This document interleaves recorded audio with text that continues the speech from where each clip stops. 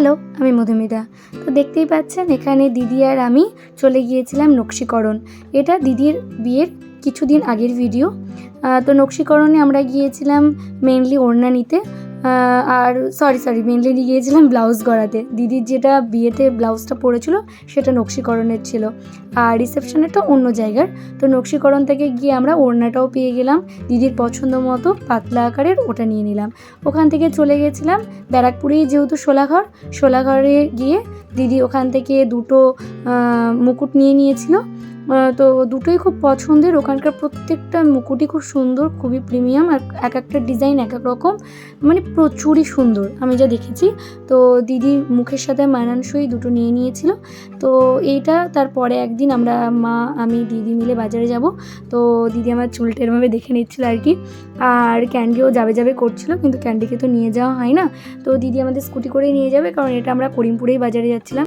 মানে দিদির বিয়ের বাজারই আমাদের চলছে এখন, যাই কিনছি দিদির বিয়ের জন্যই কিনছি, কারণ দিদির বিয়ের আর মাত্র কটা দিন বাকি ছিল তখন।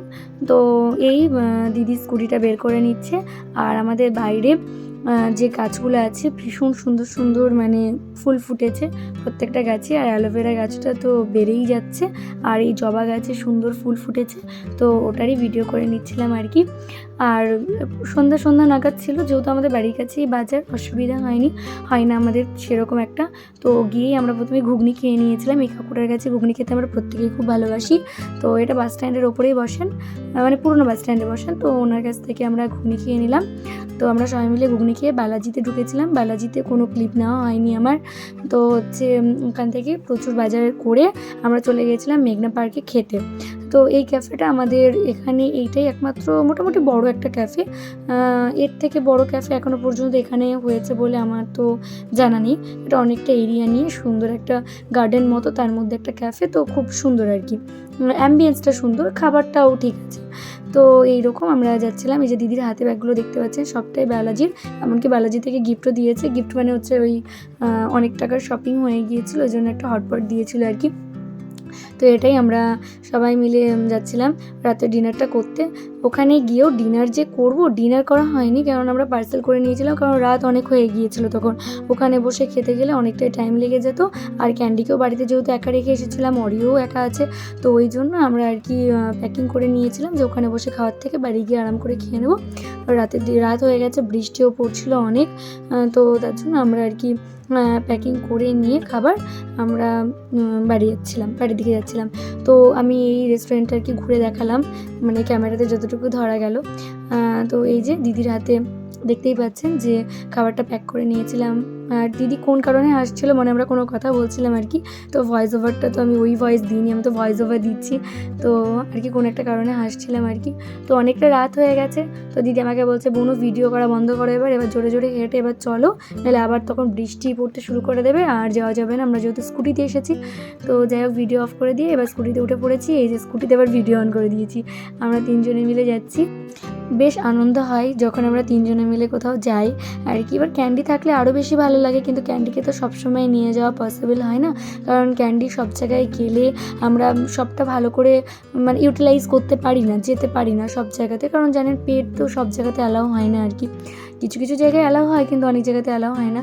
তো আরও একদিন আমরা বাজারে গিয়েছিলাম, সেটা গিয়েছিলাম কৃষ্ণনগরের ট্রেন্ডসে। তো এই যে আমি এই জামাটা কিনেছিলাম, এই জামাটা দেখছেন, এটাও আমি কিনেছিলাম। তো আগেরটা আমি পরেছিলাম দিদির হচ্ছে ভাত কাপড়ের অনুষ্ঠানে, এই জামাটা পরেছিলাম আমি হচ্ছে দিদিদের যখন আইবুড়ো ভাত খাইয়েছিলাম তখন। সেই ভিডিও আমি অবশ্যই আপলোড করব। আর এই যে তারপরে আমরা গিয়েছিলাম হচ্ছে শান্তিপুর একদিন।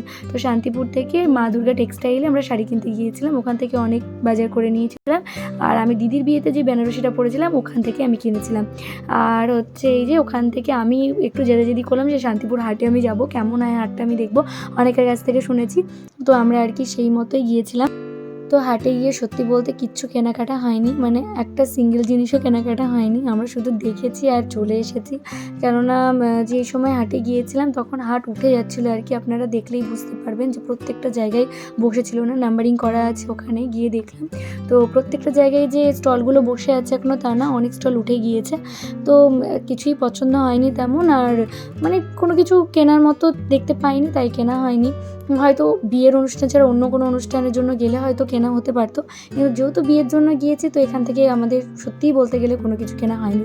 তো যাই হোক, আমরা ঘুরে ফিরে সব কিছু দেখে এরকম ট্রেন্ডিংয়ে শাড়িগুলো খুব চলছিল, তো এগুলোও দেখলাম, কিন্তু এগুলো এতটা পাতলা, মানে কোয়ালিটি সত্যি ভালো না আর কি। এখান থেকে কিনলে মানে বিয়েতে পরার মতো কোনো কোয়ালিটি ওখানে ছিল না, হয়তো কোয়ালিটির জিনিসপত্র ছিল, হয়তো ওরা উঠিয়ে ফেলেছে সেই মুহূর্তে।